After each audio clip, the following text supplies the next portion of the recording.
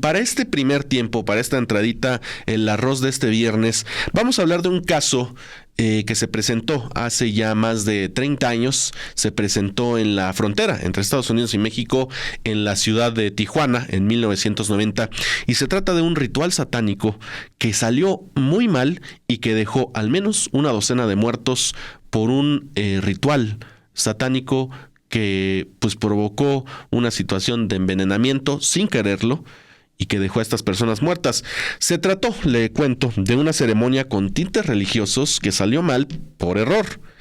Estuvo involucrada una secta evangélica radical, un grupo de creyentes que deseaba ver a Dios a través de un ritual satánico y que murieron al consumir una bebida que sin saberlo los envenenó de forma colectiva. Ocurrió, como le decía, en Tijuana, pero hace 34 años, un 12 de diciembre de 1990, y cimbró en su momento a la sociedad de Baja California y de México al destapar un culto extremo. Todo ocurrió en la colonia Mariano Matamoros, a unos minutos de la frontera con Estados Unidos. La zona se ubica a las faldas del llamado Cerro Colorado. El caso se dio a conocer a partir del 14 de diciembre de 1990, sobre todo, como usted puede ver, en medios locales, pero que después se hicieron eco, como puede ver en esta nota del New York Times, en periódicos internacionales y también estadounidenses, muy cerca de la frontera. La casa era de un tal Federico Padres Mejía, ciudadano estadounidense. Atento con esto. Ahí se reunieron un grupo de personas en la casa de este señor, incluidos dos niños, uno de 6 y uno de 12 años, que también murieron en esta sesión, entre comillas. Las autoridades locales indican, los reportes de esta época informaron en su momento, como podía ver ahí en las imágenes, de la muerte de 10 adultos, incluidas personas desde 77 años hasta los 20 años de edad. En un primer momento, porque era una época en la que también ocurrían estas cosas, se pensó en un suicidio colectivo. Usted recuerda estas sectas milenaristas que hubo, sobre todo a finales del siglo XX, que pensaban que con la llegada del nuevo milenio, del tercer milenio, iban a ocurrir una catástrofe geológica, o iba a ocurrir catástrofes naturales, se iba a acabar el mundo, y se suicidaban estas sectas, estos cultos religiosos. Sin embargo, ya una vez que se realizaron las autopsias, murieron estas personas, dijeron las autoridades, por aspirar monóxido de carbono, resultado del encendido de velas, el uso de líquido para este ritual religioso espiritista que tenía alta dosis de alcohol y de que el lugar estaba prácticamente cerrado, las ventanas cerradas, las puertas cerradas, casi herméticamente, dijeron las autoridades. La ceremonia espiritista, le digo, fue encabezada por una secta evangélica conocida como el Templo del Mediodía. Presuntamente, el dueño de este domicilio, Padres Mejía, era uno de los líderes religiosos.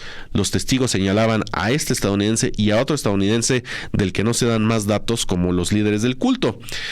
Fue uno de los que se salvaron, fíjese cómo son las cosas, se salvó de morir ese día, Padres Mejía. Solamente resultó intoxicado, pero medios locales indican que los vecinos y otros participantes de estos ritos señalaban a los dos gringos por encabezar este grupo.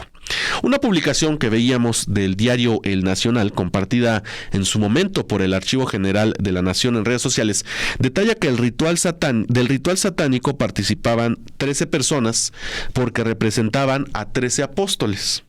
Se unían en círculo, cantaban, rezaban, encendían las velas, distribuían la bebida, bebían de este contenedor, y estos 13 representantes que participaban en este culto eran poseídos por espíritus, como decían los organizadores, y esa era la única manera en la que iban a poder ver a Dios. Entre las figuras halladas en este lugar se encontraban imágenes de la Virgen de Guadalupe, de Jesucristo, de San Francisco de Asís. Usted sabe que a veces las sectas también incorporan motivos religiosos clásicos, católicos, pero pues tienen un lado más oscuro, un lado más radical. Vecinos de la zona en su momento también denunciaron que estas sectas surgían en varios puntos de la ciudad, sobre todo en zonas donde vivían personas de escasos recursos a quienes convencían de participar en estos rituales satánicos a cambio de comida o de ropa o incluso de dinero. Imagínese usted la situación. El mismo diario El Nacional reporta cómo fueron hallados la docena de muertos, gracias a que uno de los hijos de los participantes, Martín Celaya, no vio a sus padres regresar a su casa. Se preocupó el chico, fue a buscarlos al domicilio de este Padres Mejía y ahí encontró cuerpos tirados en todo el domicilio, forzó la entrada, ya olía mal. Todavía estaban ubicados en círculo, pero pues ya tirados, algunos intentando todavía arrastrarse, luchando por su vida, ahogándose. Hubo 4 sobrevivientes, incluida una bebé que había nacido hace apenas 2 meses. Imagínense esta situación. El caso, como le decía, llegó a las páginas del prestigioso diario estadounidense The New York Times un par de días después de lo ocurrido. El 14 de diciembre de 1990, los hechos ocurrieron la noche del 12. El señor Mejía, dice el New York Times, que tiene una casa en Sun City, allá en California, aparentemente habría atraído a muchos seguidores en el barrio de Tijuana por sus rituales espirituales que se creía traían buena suerte, empleo y comunicación con Dios, dice la nota del New York Times. Ahí la puede ver usted con el mapita de la frontera y todo. Las muertes, añade el reportero Robert Reinhold, fueron causadas por una lámpara de butano y la quema de sales de Epsom y alcohol industrial como parte de un ritual en una habitación pequeña y herméticamente cerrada.